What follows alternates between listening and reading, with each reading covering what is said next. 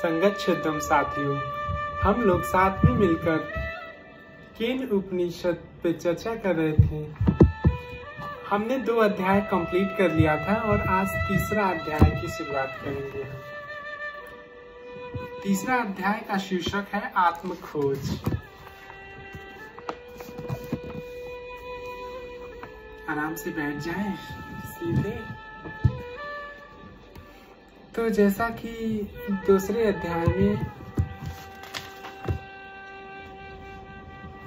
क्या क्या क्वेश्चन हम लोग पूछ रहे थे, उसी से आगे चालू होता है। क्या मानव जीवन में सबसे बड़ी विडंबना है कि वह अपने भीतर झांक कर कभी देखता ही नहीं है। तुम अपने भीतर कभी उतरते ही नहीं हो, हमेशा बाहर ही खोए रहते हो। अभी परसों मैं UCL में था, वहाँ एक प्रोफेसर मन की परिभाषा बता रहे थे। मैंने कहा, आज तक किसी ने भी मन को परिभाषित नहीं किया है, न ही किसी शरीर क्रिया विज्ञानी और न ही कोई मनोवैज्ञानिक ने ही। लेकिन ऋषियों संतों ने यह बताया है कि मन क्या है। वह कहते हैं मन शब्द का अर्थ है ऐसी चेतना जो बाहर की तरफ उन्मुख हो, वह है मन। और जब यह चेतना बाहर से भीतर की तरफ हो जाती है तो नमः मतलब जहाँ मन न हो, तो यह चेतना है जो आंखों के द्वारा बाहरी दुनिया को देखती है और अपने आप को प्रक्षेपित करती है, या यह कह सकते हैं कि मन में जो है उसे प्रक्षेपित करती है। कई बार लोग मुझसे पूछते हैं, आप मुझ पर इतने क्रोधित क्यों हैं? मैं कहता हूँ, क्या बोलते हैं, आपने मेरी तरफ नहीं देखा, मुझे लगता है कि आप मुझसे क्रोधित हैं। मैं कहता हूँ, हे ईश्वर, मेरे पास किसी पर क्रोध करने के लिए समय ही कहाँ है। यह तो समय की बर्बादी है। और किस बात पर क्रोधित होना? तुम ऐसा इसलिए सोचते हो क्योंकि तुमसे कोई भूल हो गई होती है। मैं इतना बड़ा मैं इतना बदड्डा मूर्ख नहीं हूँ। मैं क्यों इतनी ऊर्जा व्यर्थ करूँ? किसी पर क्रोधित होने में बहुत सारी ऊर्जा का व्यय होता है। इससे तंत्रिका तंत्र पर बहुत जोर पड़ता है। और क्यों? क्योंकि किसी से कोई गलती हो गई है, यह उसकी अपनी सोच है। उसके मन में जो होता है वैसा ही उन्हें बाहर दिखाई देता है। उदाहरण के लिए तुम्हें लगता है, ओह, यह व्यक्ति मुझ पर क्रोधित है, पर हो सकता है कि वह व्यक्ति तुम्हारे बारे में सोच ही न रहा हो।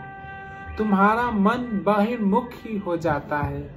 यह आंखें ही नहीं जो सब कुछ देखती हैं, कुछ और है जो आंखों के द्वारा देखता है, काम के द्वारा सुगंध लेता है। यह हमारा मन है जिसके द्वारा हम चारों ओर की वस्तुओं का, घटनाओं का आभास करते हैं। इस संसार को माया कहा गया है। माया मतलब वह जिसे मापा जा सके। यहाँ पर तुम सब कुछ माप सकते हो। तुम यह बता सकते हो कि प्रकाश की तीव्रता कितनी है, ध्वनि की तीक्ष्णता कितनी है। हमारी इन 5 इंद्रियों द्वारा इस संवेदना को मापा जाता है। मापे जाने वाली वस्तुएं वास्तविक नहीं है, क्योंकि वह समय और स्थान के साथ साथ बदलती रहती है। सत्य वह है जो समय और स्थान के परिवर्तन से अप्रभावित रहता है। यही सत्य की परिभाषा है। क्या हमारा शरीर सत्य है? नहीं, क्योंकि यह समय और स्थान के परिवर्तन से अप्रभावित नहीं रहता है। हम जो अनुभव करते हैं वह सब कुछ भी परिवर्तनशील है। यह फूल जो तुम अभी देख रहे हो आने वाले कल में नहीं होगा और बीते हुए कल में नहीं था। इसी तरह यह सत्य नहीं है। त्रिकालाबाधिरतः यत तत सत्यम, वह जो भूत वर्तमान और भविष्य से अप्रभावित होता है वही सत्य है। यह विश्व सत्य नहीं है क्योंकि यह समय से प्रभावित है। हमारे अनुभव भी सत्य नहीं है क्योंकि इन पर भी समय का प्रभाव पड़ता है। जो कुछ भी तुम इस संसार में अपने चारों ओर देख रहे हो वह सब सत्य नहीं है। सब एक झटके में खत्म हो सकता है। जब तुमसे कोई सत्य बोलने को कहे तो बस मुस्कुरा दो। सत्य असीमित है, इसको समय से बाधित नहीं कर सकते हैं। मेरे बाल्यकाल में मुझ पर यह आरोप लगा था कि मैं झूठ बोलता हूँ। मैं कहा करता था अमेरिका में मेरा परिवार रहता है, वहाँ मेरे पहचान के बहुत सारे लोग हैं। मैं एक गर्मी की छुट्टियों में वहाँ जाऊंगा। कब जाऊंगा वह मुझे भी नहीं पता था, परंतु मैं बस यह कहता था मैं गर्मियों में जाऊंगा। कई बार तो मेरे मित्र ने मेरी बात पर विश्वास किया, परंतु जब उन्हें यह पता चल गया कि अमेरिका में मेरा कोई नहीं है तो उन्हें लगा मैं झूठ बोल रहा हूँ। मेरी माँ भी मेरी बात पर नाराज हुई, मुझसे कहने लगी तुम तो कभी झूठ नहीं बोलते हो, तो इस बात पर तुमने झूठ क्यों बोला। मैं आश्चर्यचकित था, मुझे समझ नहीं आ रहा था कि मैं क्या करूं। मुझे यह बात बिल्कुल सत्य और सही लगती थी कि मैं अमेरिका जाऊंगा। उन दिनों अमेरिका जाना बहुत कठिन हुआ करता था। आपको भारत के बाहर जाने के लिए केवल $6 दिए जाते थे। आप $6 में अमेरिका जाने की कल्पना नहीं कर सकते हैं। वहाँ जाना बहुत कठिन था। जहाँ मैं रहा करता था वहाँ तो शायद ही कभी कोई अमेरिका गया हो, और मैं बार बार वहाँ जाने की बात करता था। यह सत्य भी था और नहीं भी। मैं जानता था कि मैं झूठ नहीं बोल रहा हूँ, परंतु मैं यह किसी को भी नहीं समझा पा रहा था, यहाँ तक कि अपनी माँ को भी नहीं। वह भी मुझ पर क्रोधित होती थी। वह मेरी इस बात पर बहुत क्रोधित थी कि मैं अपने मित्रों से झूठ बोल रहा हूँ। वह एक आदर्श महिला थी। उनको कभी किसी से क्षमा नहीं मांगनी पड़ी। वह हमेशा सही थी। कभी उन्हें क्षमा याचना नहीं करनी पड़ी। जहाँ तक मुझे याद आता है, अगर मेरे पिताजी से मांगी होगी तो पता नहीं मुझे, पर मुझे ऐसा नहीं लगता है। सत्य वह है जो समय से अप्रभावित रहता है।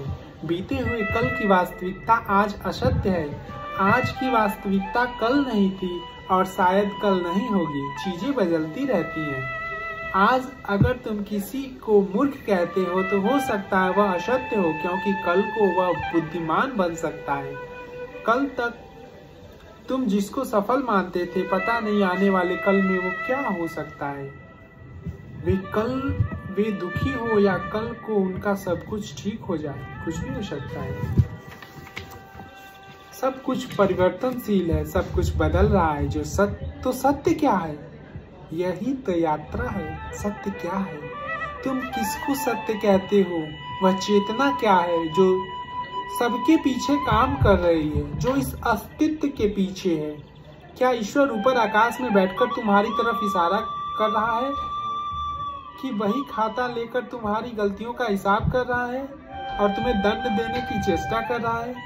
या कोई ऐसा व्यक्ति है जो तुम्हारी हर बात पर गुस्सा करे? तो उपनिषद कहता है नहीं, ईश्वर कोई व्यक्ति नहीं है।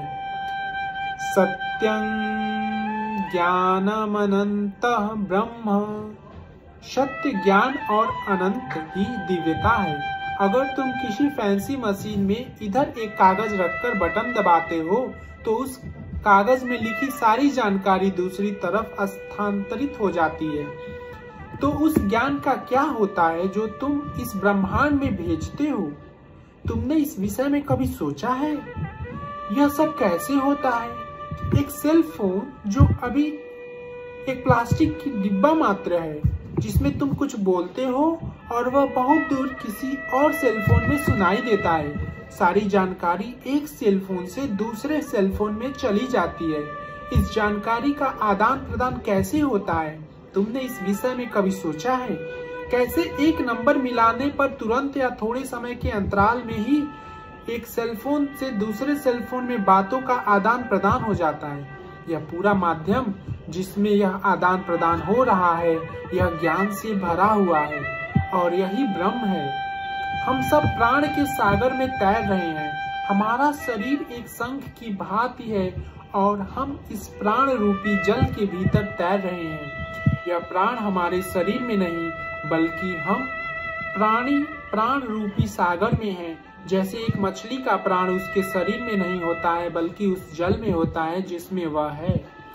जैसे ही तुम उसे जल से बाहर निकालो वह मर जाती है। तो मछली का जीवन कहाँ है, उसके शरीर में या जल में?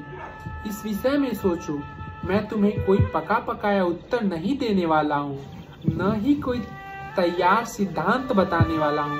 उपनिषद तुम्हें कोई सिद्धांत नहीं बताता है, वह बस तुम्हारी बुद्धि को थोड़ा सा खुरचता है, जिससे तुम बुद्धि पर जंग तुम्हारी जिस बुद्धि पर जंग लग गया है वह उसे बस खुरचता है, जिससे तुम सोचो, खोजो।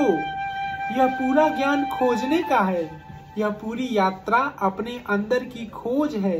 जब तुम इसे पा लेते हो तो वाह, जब तुम अंदर से इसे ढूंढ निकालते हो तो अंतःकरण से एक आवाज आती है, वाह। और तब यह ज्ञान तुम्हारे भीतर से कोई नहीं छीन सकता, कोई नहीं मिटा सकता। अगर यही सिद्धांत किसी और ने दिया होता तो तुम उसे अपने दिमाग में भर लोगे और उस पर संदेह करते रहोगे। परंतु क्या तुम्हें कभी अपनी किसी अनुभव पर संदेह हुआ है? अगर तुम्हारे पैर में कभी दर्द हुआ हो तो क्या तुमने कभी संदेह किया है, क्या सच में मुझे कल पैर में दर्द हुआ था या नहीं?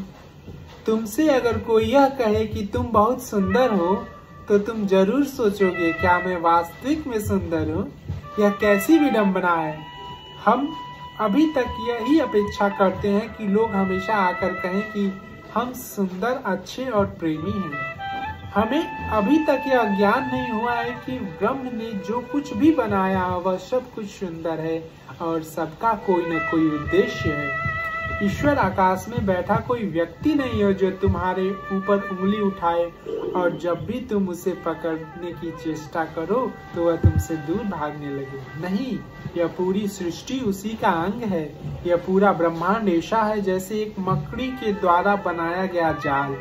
जैसे एक मकड़ी बाहर से लाई गई किसी वस्तु से नहीं बल्कि अपने ही लार से अपना जाल बनाती है, उसी तरह यह पूरी सृष्टि उसी सृष्टिकर्ता के द्वारा बनाई गई है। वही इस सृष्टि के संरचना की सामग्री है। जैसे अगर मैं एक पात्र बनाता हूँ तो मिट्टी लेता हूँ। मैं मिट्टी नहीं हूँ, मैं कुम्हार हूँ और मैं बाहर से मिट्टी लेकर वह पात्र बनाता हूँ।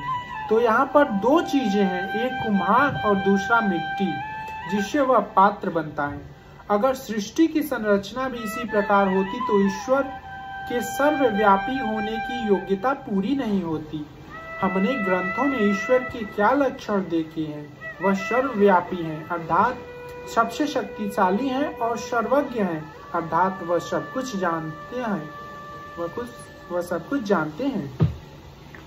तो अगर ईश्वर उस पात्र को बनाने वाला कुम्हार हो तो वह पात्र से अलग हो गया, वह उस मिट्टी में नहीं है, तो फिर वह सर्वव्यापी कैसे हुआ? यह संभव नहीं है। उस मिट्टी और कुम्हार दोनों को एक ही पदार्थ से बना होना चाहिए, जैसे एक मकड़ी और इसके द्वारा बनाया गया जाल। उस मकड़ी के द्वारा बनाया गया जाल उसका ही अंग है, क्योंकि वह उसके लार से ही बनता है। उसने बाहर से कोई पदार्थ नहीं लिया है। इसी तरह अगर तुम पात्र बनाने के लिए कोई मिट्टी लेते हो तो वह मिट्टी भी सृजन करता ही है। इस पूरी सृष्टि में जो एक तरफ व्याप्त है वही दिव्यता है, वही ब्रह्म है। तुम्हारे शरीर की हर कोशिका उसी से बनी हुई है और न ही तुम्हारे शत्रु के शरीर की भी कोशिका उसी से बनी हुई है। तुम इसको कैसे जानोगे, पहचानोगे और महसूस करोगे? कहते हैं पहला चरण है क्या। आश्चर्य से भरा हुआ प्रश्न क्या होता है जब तुम ऐसा करते हो? उस क्षण सब कुछ रुक जाता है और तुम एक नई जागरूकता को महसूस करते हो। बाहर भागने की यह सारी दौड़ थम जाती है। अगर तुम चौथे गियर में गाड़ी चला रहे हो तो पहले तुमको न्यूट्रल गियर लगाना होगा। अगर तुम रिवर्स में जाते हो तो सीधा चौथे से रिवर्स गियर में नहीं जा सकते हो, पहले तुम्हें गाड़ी को थोड़ा धीमा करना होगा, फिर ही रिवर्स में जा सकते हो। तो सबसे पहले कहते हैं यह प्रश्न पूछो, क्या तुम्हारा प्राण कैसे काम करता है? मन कैसे काम करता है, इसके पीछे क्या है? इन प्रश्नों के साथ दूसरा मंत्र प्रारंभ होता है। श्रोत्रस्य श्रोत मनसो मनो यद वाचो ह वाचं सौ प्राणस्य प्राण चक्षुष्य चक्षुरतिमिच्य धीरा प्रत्यासमाल्योकादमर्तः भवन्ति। वह इस मन का भी मन है, वह इस वाणी के पीछे की वाणी है। इस प्राण शक्ति के इस जीवन में पीछे का जीवन है, प्राण शक्ति है। वह इस सृष्टि के पीछे की देखने की शक्ति है। बुद्धिजीवी इस ब्रह्मांड के परे उस अमरत्व को प्राप्त कर लेते हैं। हमारे भीतर कुछ है जो मरता नहीं है, जिसको जीर्णावस्था छूती तक नहीं। तुम अपने आसपास देखो तो तुम्हारे सामने बच्चे बड़े हो जाते हैं, परंतु तुम्हें ऐसा लगता है ना कि तुम बूढ़े हो रहे हो। हमारे आसपास देखो तो ऐसा लगता है बच्चे बड़े हो जाते हैं, परंतु तुम्हें ऐसा लगता ही नहीं कि तुम बूढ़े हो रहे हो। तुम में से कितने लोगों को ऐसा महसूस हुआ है? तुम अगर किसी बुजुर्ग स्त्री या पुरुष से पूछो तो वो यही बोलेंगे कि हमें तो लगता ही नहीं कि हम बूढ़े हो गए हैं। हमारे जन्मदिन ही बस हमें यह याद दिलाते हैं कि हम 50 या 60 वर्ष के हो गए हैं। हम सोचते हैं हे ईश्वर मैं बूढ़ा हो रहा हूँ, परंतु तुम्हें अंदर से यह महसूस नहीं होता कि तुम्हारी उम्र बढ़ रही है। तुम्हें अंदर से ऐसा प्रतीत होता है कि तुम बदले ही नहीं हो। यह सत्य भी है, क्योंकि तुम्हारे अंदर कुछ तो ऐसा है जो कभी नहीं बदलता है और न कभी मरता है। वह एक अलग ही संसार है। इस मृत्यु लोक में सब कुछ परिवर्तनशील है। मृत्यु का मतलब है बदलना, नष्ट होना। इस मृत्यु की दुनिया से तुम उस अमृत को दुनिया में प्रवेश करो, अपरिवर्तनशील अनंत। यह तब संभव है जब तुम उस स्वयं को, वह जो इस मन के पीछे का मन है, उसको महसूस करते हो। आत्मा को आंखों से नहीं देखा जा सकता है, परंतु अपने अंतःकरण से उसे महसूस कर सकते हैं। वह हमारी प्राण शक्ति के भीतर रहने वाला प्राण है। हमें प्राण शक्ति के विषय में और भी जानना है। अब अपने प्राण को जांचो। एक गहरी सांस लो। देखो कि तुम्हारी बाईं नासिका सक्रिय है या दाईं नासिका सक्रिय है। कितने लोगों की बाईं नासिका सक्रिय है और कितने लोगों की दाईं नासिका सक्रिय है? हाथ उठा। आप सांस भी ले रहे हैं या नहीं? अगर नहीं ले रहे हो तो इस प्रश्न का उत्तर देने के लायक भी नहीं रहोगे। जब तुम्हारी दाहिनी नासिका सक्रिय होती है तो तुम ज्ञान सुनोगे, उसको समझ पाओगे, ग्रहण कर पाओगे। जब मुख्य रूप से तुम्हारी बाईं नासिका सक्रिय हो तो तुम ज्ञान को संगीत की तरह या एक सिद्धांत की तरह ही ले पाओगे। तब तुमको सिद्धांत को समझने की आवश्यकता ही महसूस नहीं होगी। तुम्हें लगता है ठीक है, कुछ चल रहा है जो आनंददायक है, बस ठीक है। ये तालिका तंत्र के विज्ञान से संबंधित है। जब तुम्हारी बाईं नासिका काम करती है तो तुम्हारे मस्तिष्क का दायां भाग सक्रिय होता है, जो संगीत का आनंद लेने में सहायक होता है।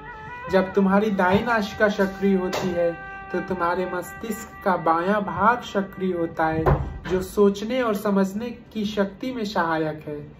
यह जांचने के लिए अपनी नासिका के सामने हाथ लगाओ और सांस लेकर बाहर छोड़ो। अब देखो तुम्हारी किस नासिका से ज्यादा वायु बाहर आती है। तुम्हारी वही नासिका सक्रिय कहलाएगी। एक बार तुम अभ्यस्य हो गए हो तो तुम्हें जांचने की आवश्यकता भी नहीं होगी, अपने आप पता चल जाएगा। जब तुम्हारी दोनों नासिकाएं सक्रिय होती है तो ध्यान होता है, प्रार्थना होती है या कुछ भी नहीं होता। अगर तुम किसी ऐसे व्यक्ति से मिलो जो बहुत आध्यात्मिक हो तो तुम महसूस करोगे कि तुम्हारी दोनों नासिकाएं सक्रिय हो गई हैं। अगर तुम गुरु के पास हो या किसी प्रार्थना स्थल के पास से गुजर रहे हो तो अपनी दोनों नासिकाओं को जांचना और देखना दोनों सक्रिय होती हैं, परंतु ऐसा तभी करना जब तुम गाड़ी की पिछली सीट पर बैठे हो, न कि जब गाड़ी चला रहे हो। अगर तुम ऐसे स्थान के पास से गुजर रहे हो जहाँ कुछ आध्यात्मिक गतिविधियां हो रही हो या प्रार्थना हो रहा हो, तब भी दोनों नासिकाएं सक्रिय हो जाती है और प्राण सुषुम्ना नाड़ी से बहने लगता है। हमारे शरीर में 3 प्रकार की नाड़ियां होती हैं। सूर्य नाड़ी जो दाहिनी तरफ है, दूसरी चंद्र नाड़ी जो बाईं तरफ है और तीसरी अग्नि नाड़ी जो दोनों नाड़ियों के बीच में होती है, जिसे सुषुम्ना नाड़ी भी कहते हैं। मैंने ऐसा भी देखा है जब हम हवाई अड्डे के पास से गुजरते हैं तो भी हमारी दोनों नाड़ियां सक्रिय हो जाती हैं, क्योंकि प्राण को यह मालूम नहीं होता कि वह शारीरिक रूप से ऊपर जा रहा है या मानसिक रूप से। मैंने यह ध्यान दिया है कि जब भी मैं हवाई अड्डे या उसके आसपास से गुजरता हूँ तो अचानक दोनों नासिकाएं सक्रिय हो जाती हैं, ऐसा जैसे कि मैंने किसी प्रार्थना स्थल के पास से गुजरा हूँ। यह वास्तविकता है। तुम यह भी महसूस करोगे कि यह समय समय पर बदलता रहता है, क्योंकि हम सब प्राण रूपी सागर में हैं। चेतना प्राण की भी प्राण है। इसको समझने में बहुत समय लगता है। हमारे शरीर में 72,000 नाड़ियां काम करती हैं। नाड़ी का मतलब प्राण शक्ति की धारा। यह तुम्हें बाहरी दुनिया का संकेत देती है। जो भी ब्रह्मांड में उपस्थित है वह तुम्हारे शरीर में उपस्थित होता है। अगर तुम अपने शरीर पर ध्यान दो तो तुम्हें पता चलेगा कि सारे ब्रह्मांड में क्या हो रहा है। इसका अभ्यास करने में बहुत समय लगता है। अगर तुम अपना ध्यान किसी ऐसे व्यक्ति पर दो जो हवाई भारत या जर्मनी या दुनिया के किसी भी हिस्से में रहता हो और तुम्हारा मन स्वच्छ, शांत और स्थिर हो, तो तुम अपने स्थान पर ही रहकर उस व्यक्ति की भावनाओं को महसूस कर सकते हो। अगर यह प्लास्टिक का डिब्बा सेल फोन बस कुछ नंबर घुमाने से ही तुम्हें दुनिया के किसी भी व्यक्ति से हजारों मील की दूरी पर होते हुए भी तुम्हें जोड़ सकता है, तो तुम्हें क्या लगता है कि हमारे मस्तिष्क की क्षमता और इसका प्रभाव इससे कम है? यह मस्तिष्क कोशिकाएं अपने अंदर प्राण शक्ति का संग्रह करती है। इनमें बहुत शक्ति होती है, परंतु हम इसे इस्तेमाल करने की तकनीक भूल बैठे हैं। सेलफोन को अगर मस्तिष्क मानो तो हम सेलफोन में उपस्थित सिम कार्ड खो बैठे हैं और बस नंबर घुमाते जा रहे हैं। मिस कार्ड है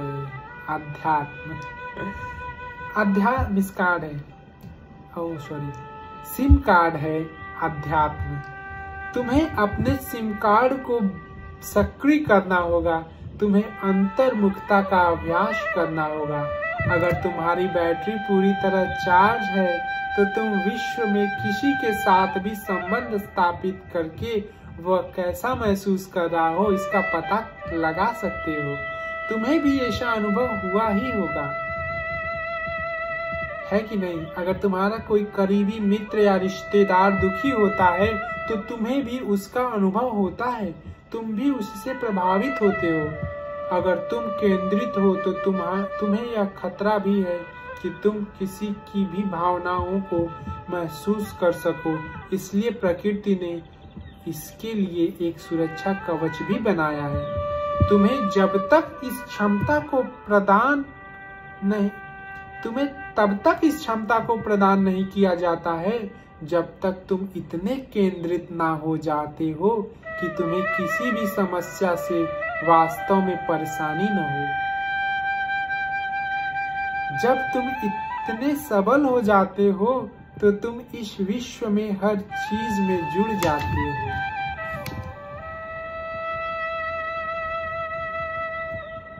वाओ! तो अध्याय 3 इतना ही था। फिर मिलते हैं अध्याय 4 के लिए। जय गुरुदेव।